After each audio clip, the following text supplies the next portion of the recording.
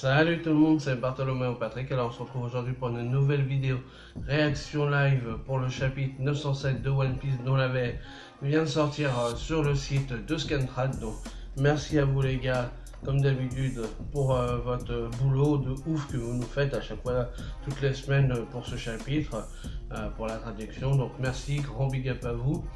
Donc on va un petit peu rappeler ce qu'il y a eu dans le chapitre précédent. Donc au-delà du grand chapeau de paille qu'on a eu sur la dernière double page, enfin le chapitre, on a eu quand même Shirahoshi qui était dans le viseur de San Carlos. On avait les retrouvailles, enfin ou en tout cas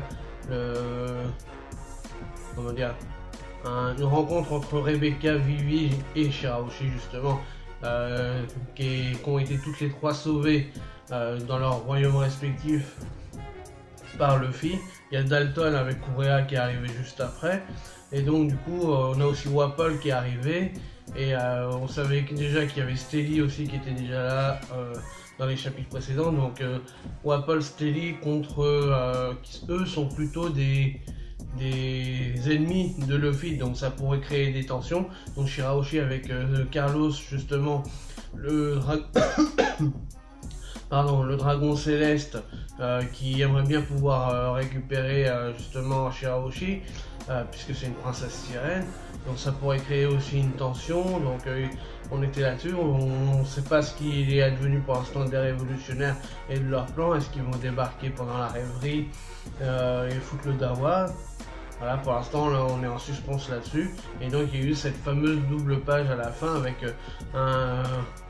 un parallèle avec Doflamingo qui était enfermé à Impel Down, protégé par Magellan, dans le sens où il pourrait être assassiné par des membres du CP0. Donc du coup c'est Magellan qui le protège directement. Et par rapport au fait qu'ils sachent, qu'ils connaissent l'existence du trésor national de Marie Joas. Donc il va falloir s'habituer à le dire comme ça maintenant. Et donc du coup voilà, donc on bascule après justement sur ce fameux chapeau de paille géant qui est enfermé dans une alcôve. Et donc on voit qu'il y a il y a 7 alcôves. Bon, vous connaissez un petit peu ce qui s'est passé. Il y a eu, voilà, j'ai failli faire tomber l'ordinateur. Il y a eu plein de théories qui sont sorties. Donc je vous laisse aller voir tout ce qu'il y a eu, tout ce qui s'est dit. Moi j'ai mon avis, je l'ai partagé avec le Roux, d'ailleurs je lui ai fait un petit coucou aussi. Donc je lui ai dit un petit peu ce que je pensais de ce chapitre et de la suite.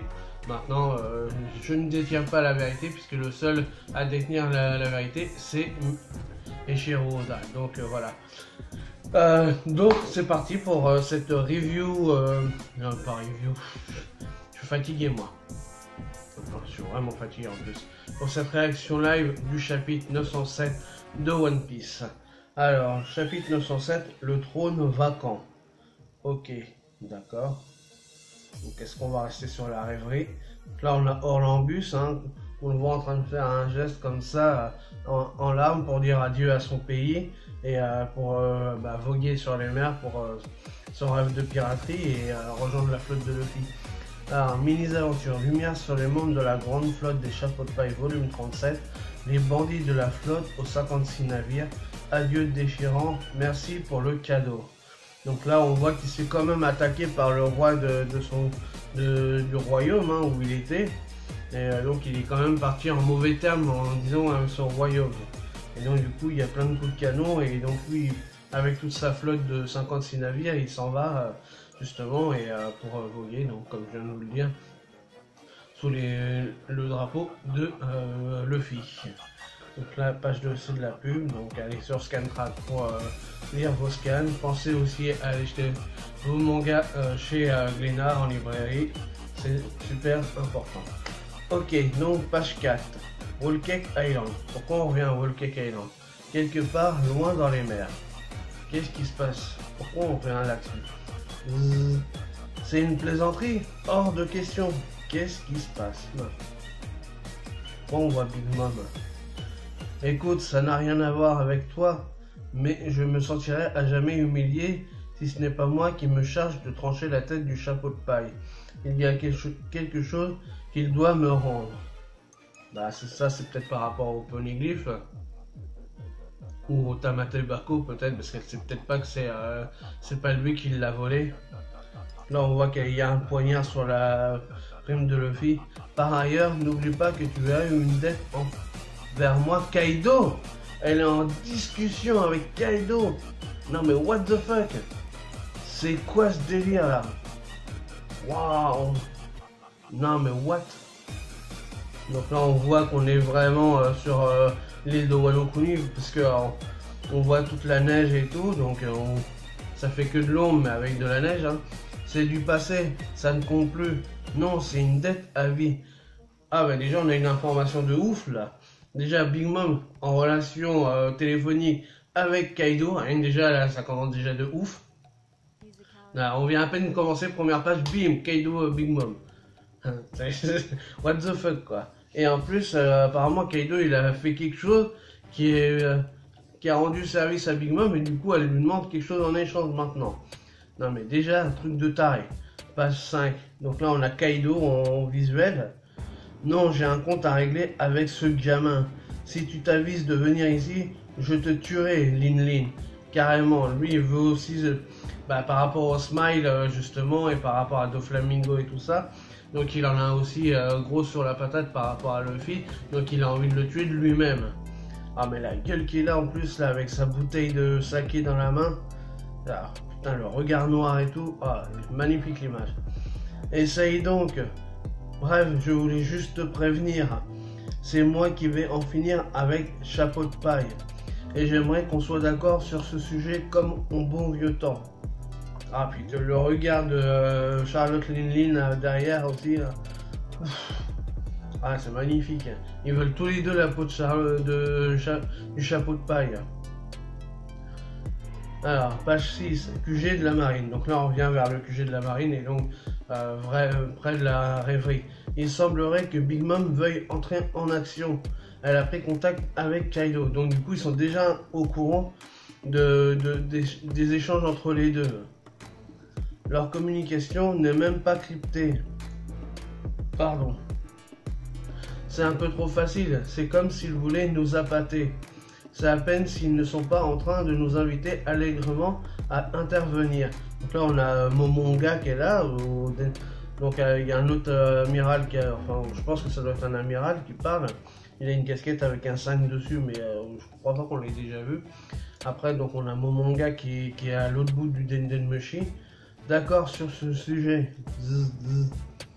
Les seules forces que l'on a à disposition et qui seraient susceptibles de les arrêter sont les Shichibukai ou les amiraux. Donc là on en a un qu'on connaît déjà. Je crois que c'est pas, je crois que c'est Doberman, je crois. Sa tête me dit quelque chose. Faut-il que j'y aille, Sakazuki, donc amiral du QG de la marine, Kizaru? Non, attends, Borsalino. On ne dispose d'aucune information quant à la puissance de l'armée de Wano. Le samouraï et donc là, Kizaru, lui, il est prêt à y aller. Il attend de savoir ce que Sakazuki veut faire. Mais comme Wano Kuni ne fait pas partie du gouvernement mondial puisqu'ils sont à l'extérieur et tout ça, et que c'est un pays fermé sur lui-même, donc du coup ils font pas partie des 20 royaumes et de tous les pays sous l'égide du gouvernement mondial, donc du coup c'est pour ça qu'ils savent pas forcément comment ça se passe là-bas. Donc page 7, Red Port. Donc là on est vraiment en bas je me réinstalle correctement. On est en bas de Marineford. Hein. Ça n'a pas l'air de te tracasser outre mesure, Garp-chan. Je te signale qu'ils en sont après ton petit-fils Luffy au chapeau de paille. C'est à mourir de rire. Il s'en balèque Garp. C'est un truc de fou. Alors que c'est son petit-fils qui est en train de se faire pourchasser. Parce que là maintenant par Big Mom et Kaido. Et lui il s'en fout royal. Il est en train de rigoler. C'est qui lui? On voit un mec avec un chapeau justement, mais je sais pas qui c'est celui-là. Non, je ne vois, c'est pas, ça serait pas Ryokugyu par hasard. Non, je ne vois pas vraiment ce qu'il y a de si drôle. Tu veux vraiment laisser ces deux Yonkou se rencontrer? Les laisser entre guillemets? Non, mais t'as pas l'air de comprendre. La rêverie a lieu en ce moment même. Par conséquent, toutes les personnes susceptibles de pouvoir les en empêcher sont mobilisées actuellement et font office de garde du corps. Désolé de vous couper la parole, mademoiselle, mais pour ce qui est de Big Mom, nul doute qu'elle agit sciemment en tenant compte de ses paramètres, justement. Qu'en dis-tu, sa caisse d'outils? Je crois qu'on dirait qu'il y a Ina derrière, la blonde là, qui est en train de fumer. Mais après, là, le gars, là, il a une veste, en plus, à carreaux. Bon, il est marine derrière, mais il doit ressembler à un acteur japonais, parce que, je sais pas, sa tête, mais j'ai l'impression qu'on l'a peut-être déjà vu. Et de l'autre, là, pareil, la brune, là, je pense qu'on l'a peut-être déjà vu. Et comme c'est des pontes de la marine, je pense que ça doit être des gens qu'on a déjà vu. Il a dit que Wano n'entre pas dans le cadre de notre juridiction dans la mesure où il n'est pas affilié au gouvernement mondial. Voilà, c'est ce qu'il nous expliquait tout à l'heure. Je m'en doutais, bah, ça te fait rire, gars, lui s'en fout royal.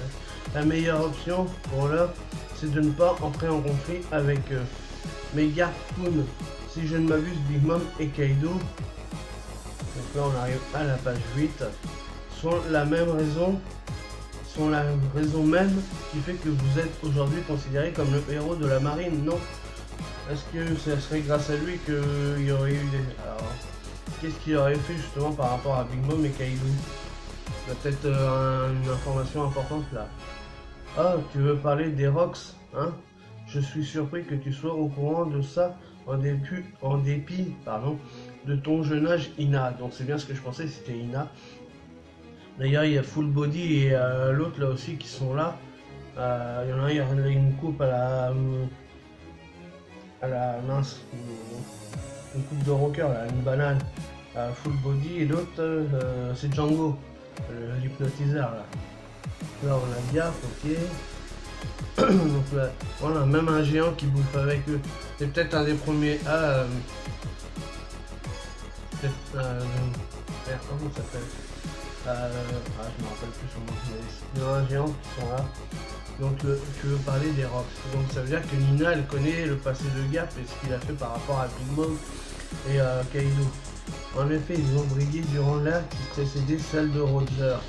Mais ça fait plus de 40 ans tout ça. Ça ne nous rajeunit pas. Donc ça veut dire qu'ils étaient déjà... Donc, ouais, bah oui, de toute façon, ils ont 60... On sait que Big Mom, elle a 67 ou 68 ans. Je pense que Kaido, il doit avoir le même âge. Donc du coup, quand ils étaient jeunes, forcément, avant que... Pardon. Avant que Roger il soit au sommet de son gloire, eux aussi, ils étaient déjà là. Donc c'était des grands pirates aussi. Ina est inquiète car même s'ils ont perdu leur capitaine, ils n'ont cessé de devenir puissants. Mais ça ne sert à rien de s'inquiéter. Oui, s'ils venaient à s'associer à nouveau, ça veut dire que Kaido et Big Mom, ils étaient associés avant. Bien que maintenant ils soient en proie chacun de leur côté, ils étaient associés avant. Truc de fou. Ce serait une catastrophe sans précédent.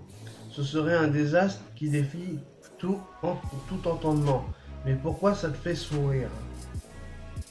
Non mais déjà chapitre de fou. On est déjà là, on a plein d'informations, va falloir bien décortiquer tout ça parce que là, évidemment, sur le live comme ça, faut se rappeler un petit peu beaucoup de choses parce que, et donc forcément, c'est pas forcément toujours évident. Donc page 9, terre sacrée de Marie-Joise, le palais de Pangaea. Donc Pangaea, hein. Donc ça aussi j'avais parlé de la Pangaea, par rapport à Old Blue et tout ça. Et c'est pas mal. Donc là on était page 9. Hein. Votre Majesté Stélie du royaume de Goa, veuillez prêter serment. Hein. Donc là on retourne vraiment sur Marie-Joise, hein, comme depuis la rêverie.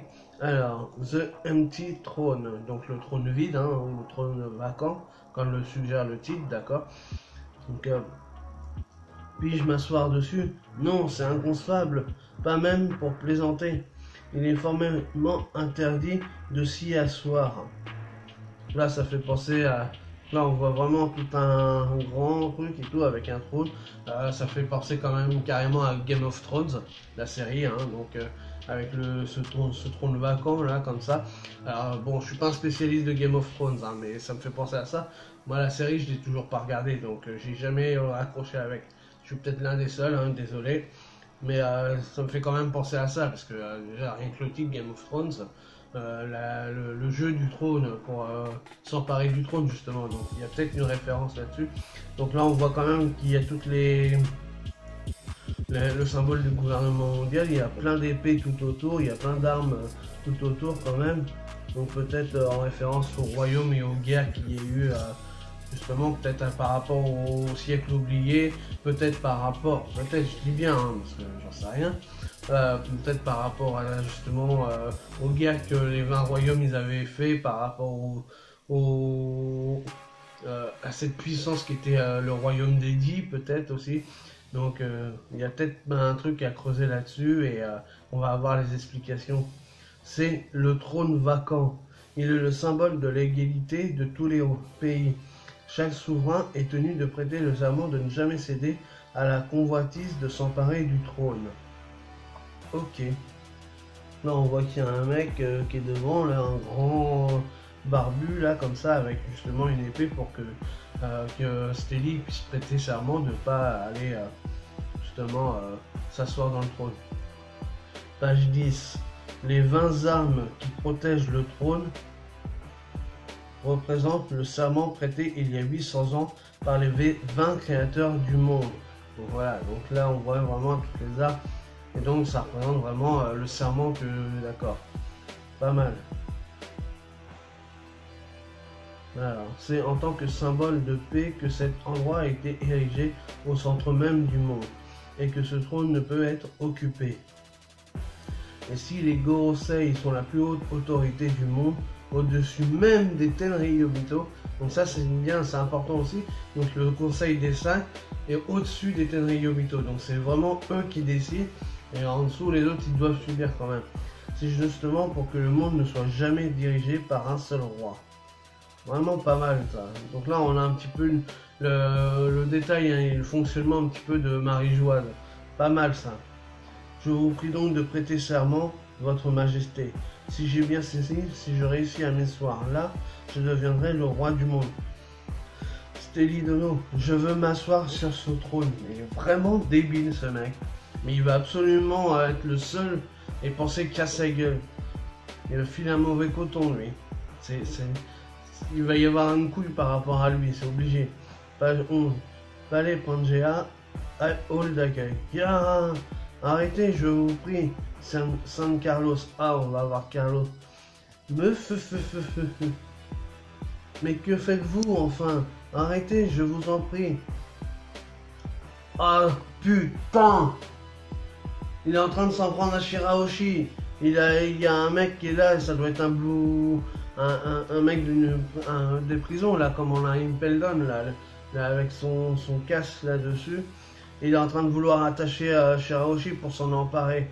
Oui, voilà, enchaînez-la et ramenez-la moi. Oh, l'enculé de sa mère, il veut vraiment la voir. Shirahoshi, arrêtez, princesse d'Alabasta, qu'avez-vous l'intention de faire? Shirahoshi, Rebecca, non, c'est un Tenryubito. Et donc là, Rebecca et Vivi veulent essayer d'intervenir pour pas que Shirahoshi elle se fasse arrêter. Et t'as Sai qui l'arrête, qui arrête Rebecca. Et Wapol qui assiste à ça et tout. Non mais what the fuck, putain, il veut vraiment la voir. Quel enfoiré. Page 12, ça va péter, ça va péter. Est-ce qu'il va y avoir les révolutionnaires qui vont arriver? Comme il y en a qui l'ont suggéré, Sabo qui arrive et qui met une grosse patate dans la gueule de Carlos, comme Luffy avait fait justement pour sauver Kaimi et l'autre là, le poulpe, Octi, justement à la salle des esclaves sur Shabondi. Donc ça serait bien le petit parallèle là entre les deux. Et qu'est-ce que ça peut faire? Lâchez-moi. Non mais vous avez perdu la raison, calmez-vous, car le courroux d'un Tenryubito provoquerait la destruction de Dressrosa. Shirahoshi, et donc là les frères, les frères de Shirahoshi, ils assistent à la scène. On ne doit en aucun cas s'en mêler. Voilà mon esclave numéro 3. Quel tarbat. Les autres, ils peuvent rien faire parce que c'est un Tenryubito et donc s'ils interviennent, ils risqueraient de perdre leur royaume. Je l'ai attrapé. Nomme le mondial Tenryubito San Carlos. J'ai capturé une sirène. Elle sera mon nouveau toutou. Ah, quel enfoiré. Pourquoi personne n'intervient? De quel droit faites-vous ça à une amie de notre boss, Léo? Donc là, il y a Sai qui essaye de retenir Léo. Et merde. On va vous aider, princesse sirène. Hein? Non, guerrier du pays de Kano. Stop. Que quelqu'un intervienne. Là, il y a Sai qui se prend un coup de pied et Léo qui est rattrapé de la main par quelqu'un. Qui c'est ça? Page 13. Oh, putain, Rob Lucci. Oh putain. Ah, le CP0 qui est là. Ah, c'est ceci, ça. C'est le Cypher Paul 0. On a ceci. On a donc le Lucci qui est là. Il y a. C'est Kaku, je crois, qui avait le nez carré là. Et il y en a un quatrième qui est toujours caché. Mais bordel, qui êtes-vous? Vous devriez nous remercier. J'espère que vous réalisez qu'en vous empêchant d'intervenir, nous venons de sauver vos pays d'une annihilation totale. Même un gamin sait qu'il ne faut pas se frotter au Tenryubito. Donc là, c'est Kaku qui dit ça. Cypher Paul et Ichi0, Rob Lucci, et ceci. Et le quatrième, évidemment, on sait pas qui c'est. Non mais what? Mais putain, c'est un truc de fou. On est... c'est dingue là, c'est dingue. Les Tenryubito sont les dieux qui ont créé ce monde. Vous êtes des souverains de ce bas monde, alors qu'eux ont un statut céleste. Et à ce titre, chacun de leurs volontés se doit d'être satisfait. Il ne peut en être autrement. Tout à fait, abruti. Putain, quel bâtard ce Carlos. Page 14. Sai, Léo, mais c'est complètement absurde. Absurde ou pas, il n'en reste pas moins des dieux. Vivi-chan Sama. Et donc là, on voit Shirahoshi au sol en train de pleurer. Ah putain. Relâchez-la. Shirahoshi est mon ami. Attendez, princesse d'Alabasta. Neptune Dono. Et là, il y a Neptune qui va intervenir par rapport à Vivi. Je vous suis infiniment reconnaissant et je n'oublierai jamais votre bonté. Mais c'est à contre-cœur que je vais devoir renoncer, Jamon. Je vais trucider ces enflures. Puis on va retourner dans notre océan. Si c'est ainsi qu'est le monde à la surface, mon peuple et moi, on s'en passera. Non, vous vous trompez. Le monde à la surface n'est pas comme ça. Votre Majesté, les humains ne sont pas comme ça. Ah putain, c'est un truc... Neptune, il est prêt à se sacrifier et à sacrifier son île pour récupérer sa fille plutôt que de vivre avec des gens qui ne le méritent pas. Voilà.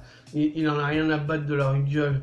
Et je crois que c'est Vivi ou Rebecca qui dit non, mais attendez, il y a des humains qui méritent le coup de, comme Luffy par exemple, entre guillemets, qui méritent le coup d'avoir quelque chose à la surface, et il y a des gens qui sont quand même bons à la surface, et donc faut pas penser qu'il y a que des abrutis comme Carlos.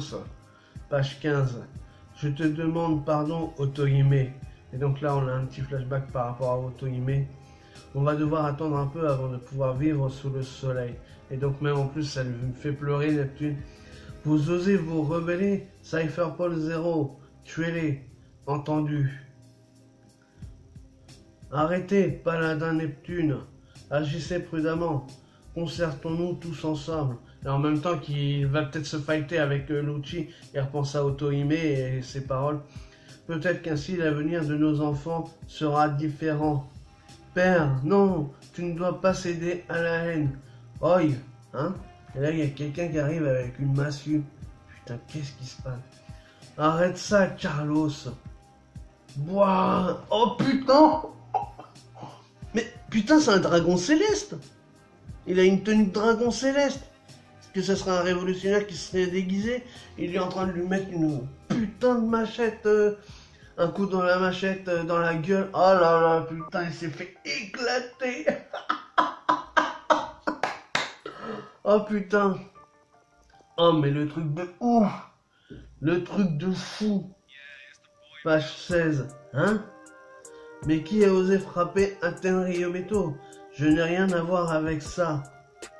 Qui c'est qui l'a tapé? Je suis vraiment désolé. Étant moi-même un Tenryubito, je suis profondément gêné. Veuillez accepter nos plus plates excuses. Hein? Un Tenryubito? Mais ouais, putain, mais un Tenryubito qui tape un autre Tenryubito. Mais c'est fou, c'est fou. Relâche la princesse. Hein? Et donc le gars, l'espèce de... Qui avait la chaîne, il est en train de s'en aller. Du coup, il est obligé de respecter la volonté des Tenryubito. Je vous en prie, veuillez excuser l'attitude de cet abruti qui a répandu la terreur dans ce hall d'accueil. Donc là, on le voit à terre, fracassé. Uchi, là, qui est en train de penser comme ça. Neptune, je suis sûr que tu ne te souviens pas de moi, mais j'ai une dette immense envers le royaume de Ryugu. J'ai attendu longtemps votre venue ici. Mais qui c'est ça? Ne me dites pas que vous êtes... il y a 10 ans, l'abruti de Tenryubito qui avait échoué sur le rivage du royaume Ryugu n'était nul autre que moi. Sauvez-moi, bande d'idiots. Non, c'est le mec qui s'était échoué. Mais what? Putain, mais le truc de fou. Mais le truc de fou. Mais feu, sa majesté Otohime m'a ouvert les yeux et a réussi à faire de moi un véritable humain. Noble mondial, Tenryubitos. C'est un Don Quichotte, Miosgard. C'est un Don Quichotte. Mais putain, c'est un truc de fou. C'est un truc de fou. C'est la famille à Doflamingo. Doflamingo, son nom c'est Don Quichotte. Putain, mais c'est quoi ce délire? Je ferai donc tout ce qui est en mon pouvoir pour vous aider. On le connaissait, mais on savait pas qu'il s'appelait Don Quichotte. Mais c'est quoi ce délire? Mais putain, c'est fou. C'est fou. Oh, le Gorosei. Non, mais alors là, on arrive sur le Gorosei maintenant, mais c'est un truc de malade. On est sur la page 17 toujours. À l'intérieur du palais de Pangea, chambre de l'autorité. Qu'est-ce qui vous amène donc jusqu'ici? On voit un mec qui a une cape. Ça serait Dragon, non? Ben non, Dragon, c'est pas Dragon quand même. Pas devant le Gorosei. Nous sommes actuellement en pleine rêverie. Et je suppose que la géopolitique ne scie pas à votre statut. Mais c'est parce que c'est vous que nous vous accordons cet entretien. Je sais et je vous en suis reconnaissant. Pardon. La plus haute autorité mondiale, les 5 doyens, donc le Gorosei. Mais qui c'est? C'est Chance! Mais qu'est-ce qu'il fout la Chance? Garde, veuillez quitter la pièce, on vous écoute. Entendu. J'aimerais m'entretenir avec vous au sujet d'un certain capitaine, entre guillemets. Mais que fait-il donc là? On a Chance qui est là, qui est en train de discuter avec le Gorosei. Non mais what the fuck, mais putain. Oh mais c'est dingue, c'est dingue. Mais quel chapitre de fou. Oh là là là là là là. C'est un truc de fou. Shanks qui est à la rêverie, pendant la rêverie, qui est en train de parler avec... Oh là là là. Il va parler de Luffy avec les autres ou quoi? Non mais, truc de fou. Un truc de fou. Non mais c'est un chapitre de malade encore. On n'a rien eu sur le chapeau de paille géant et sur les alcôves et tout. Mais on a encore eu plein d'informations, plein de trucs de fous qui se sont passés. Putain. C'est pour ça qu'on aime One Piece, voilà. C'est fou. C'est fou, c'est fou, c'est fou. Putain, j'espère qu'il n'y a pas de pause la semaine prochaine. C'est pas marqué en tout cas. Mais voilà, j'ai déjà hâte d'être à vendredi prochain pour voir la suite là. Savoir ce que Shanks il va parler, il va dire avec le Gorosei. Mais putain, c'est un truc de fou.